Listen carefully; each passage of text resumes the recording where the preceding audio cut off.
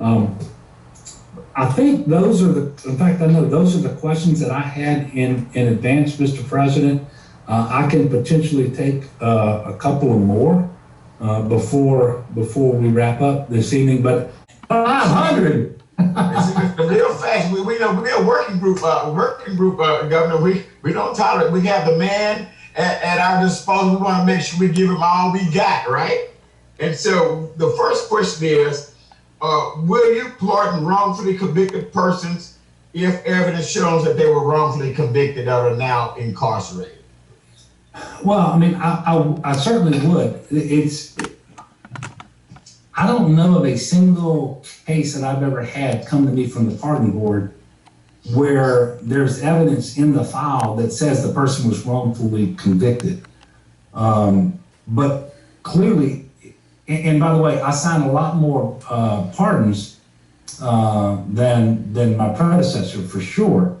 But I certainly would if I believed that someone was wrongfully convicted, just like I signed pardons for people who weren't wrongfully convicted, but they were convicted a long time ago, and I believe that they have served all the time that they need to serve for the crime they committed, and that they truly are different people today than they were back when they committed the crime, so that they don't pose a threat to society, and there really isn't a real reason or benefit to keeping those individuals incarcerated. Clearly, if I had evidence in the file or some reason to believe someone was wrongfully convicted, but what I want everybody to understand, because different states are different, the Constitution does not give me plenary authority to pardon someone just because I want to. So in order for me to pardon someone in Louisiana, I have to have a favorable recommendation from the pardon board that I can either grant or deny. And there are some states out there where I believe the governor has plenary authority. If they just know an individual was convicted at some point, for whatever reason, that governor, he or she wants to pardon them, they can do it. I don't have that authority in Louisiana. So someone has to be eligible to bring a petition for clemency before the pardon board. The pardon board has to favorably recommend the pardon. Then it comes to me, and I say yes or no, but I can only say yes or no as to those individuals. And so I did want to make sure that you all are aware of that, because other than that, if there's a claim of actual innocence and it's not before me, it's got to work its way back through the judicial system. The Constitution just doesn't give me that authority. Okay, all right, Governor. I think Yolanda might have a follow-up to that one. Go ahead, Yolanda. Yes, sir. Governor, what, if anything, is being done with the prison population for those that may qualify for early release due to COVID and the threat of spread in congregate living? Are we using any of our programs, to prevent homelessness in this population as a result of such releases? Yeah, well, first of all, Ms. Singleton, that is a great question. And I will tell you overall, and nothing is ever perfect. And we were all on a very steep learning curve, especially at first.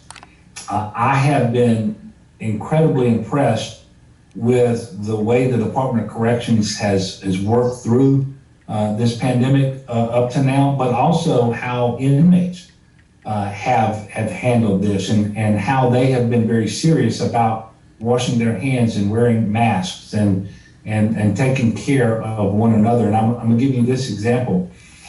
As you know, we have a very high prison population in Louisiana. It's too high, and it's much lower than it was when I became governor. It's much, much lower.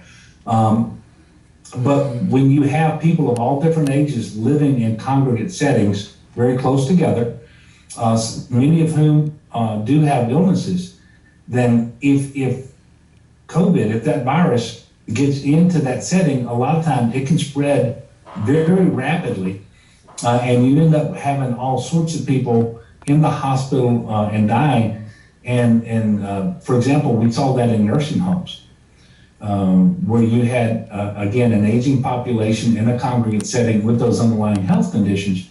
And at one time, a few months into the pandemic, 40% of all of our deaths were in the nursing home. As of right now, we've had less than 40 deaths in our prison system among inmates for COVID. We've had 6 correctional officers. 2 of them were actually wardens who got COVID and died.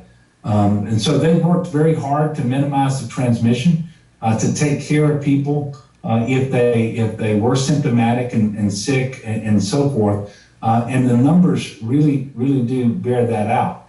I will tell you early on, we set up a system. Again, we don't have plenary authority to do this, and so we had to work within the confines of the statutory authorities that we had to take individuals who had served a certain amount of time in prison and were close enough to their release that they could be considered for early release. And quite frankly, that did produce some results. It wasn't as much as I had hoped. There were not as many individuals who got out early through that mechanism as I would have liked. And the way we were doing that, it required the consent and the participation of a number of different groups, not just me and the Secretary of the Department of Corrections. But we set that system up, we worked it. It did produce some results for some individuals, but clearly not all that we would have liked. Now, I will tell you, with respect to when we release people, trying to prevent homelessness, you know, they're doing things now at the Department of Corrections we haven't done before. I'm never going to tell you that it's perfect, that we don't make mistakes and so forth, but there's a lot more instruction and pre-release training and preparation that goes into that. We work very hard to make sure people have a state-issued identification by the time they get out. And then we also work where possible to enroll people in Medicaid before they get out, especially if they need a mental health treatment or a substance abuse treatment. And if it's substance abuse, we will actually start those treatments while they're still in prison, and then make appointments for them to continue that when they get out. And it doesn't cost them anything because they have that Medicaid card. So those are some of the things that we are doing. I know that it's having a positive impact, but it's still a really big challenge in a state like Louisiana. And again, I'm not going to tell you that we're doing everything perfectly and that things are just the way that I would want them to be. But I will tell you that I lost an awful lot of sleep in the first few months of the pandemic, worried that the COVID-19 was just going to run through our prisons and cause an awful lot of deaths. And I'm so thankful that that has not been the case. And that's not happenstance. That's a lot of hard work by corrections officials, but also by the inmates themselves.